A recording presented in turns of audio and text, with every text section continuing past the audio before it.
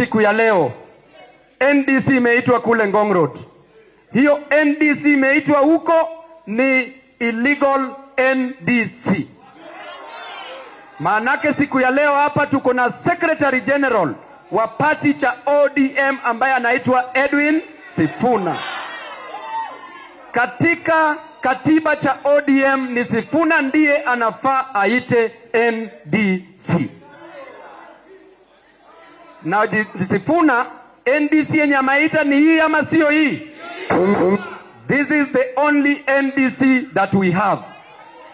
Baba alipofariki, Wakenya wenzangu, wana ODM, baba alipofariki tuliambiwa twende Mombasa Road. Asubuhi saa 12 tukarauka, tukaenda Agile Hotel na tuliambiwa twende huko tupokee mwili wa Raila Amolo Odinga.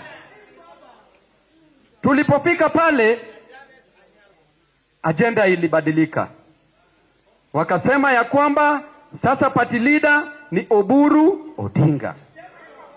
Wewe ndugu yako amekufa, ajazikwa, na wewe unamridhi kama ndugu yako bado ako katika sanduku la maiti.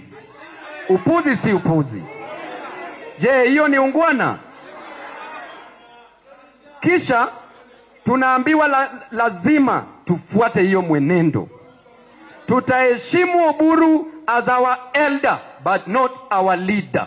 When Mr. Sifuna speaks, he's speaking on behalf of the party. We will respect Oburu Odinga as our elder but not our leader. Kwa hivyo ile NDC ambayo iko illegal pale, is that the true spirit of ODM? Is that the true spirit of ODM? Is that the true spirit of Raila Amolo Odinga? Is that the true spirit of the youth, men and women who fought to bring down the towers of oppression and raise the banners of freedom? Is that the true spirit? Is that the true spirit of the Gen Zs who came out in 2024 to fight for the oppressive finance bill? Is that the true spirit of Kenyans? Is that the true spirit of Kenyans? Sisi ambao tuko hapa tutazidi kuwapigania. Maanake Mkenya anateseka. Mkenya ana shida. Ukiona mwalimu ambaye aligraduate 20 years ago mpaka siku wa leo hana kazi. Mwalimu ambaye aligraduate 15 years ago, 5 years ago mpaka siku ya leo hajaandikwa. Mwalimu ataretire before hata apate kazi. Ukiona madaktari wetu, the health sector, madaktari hawalipwi on time. CBA haikui honored na serikali. Watu wana graduate hakuna kazi. Ukiona wanafunzi wetu, hapa ndio kuna shida. Vijana ria, vijana ra, wazee tibim, wazee tialala, polisi tiagas.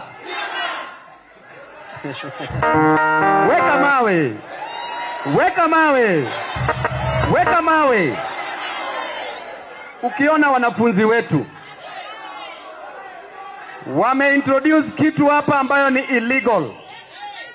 Wanasema wanafunzi wawekwe kwa banding system. Na hii banding system inaumiza wazazi wetu. Mwanafunzi anapita mtihani, anaenda university, wanaenda college. Kisha huyu mwanafunzi akifanya medical courses anaambiwa atalipa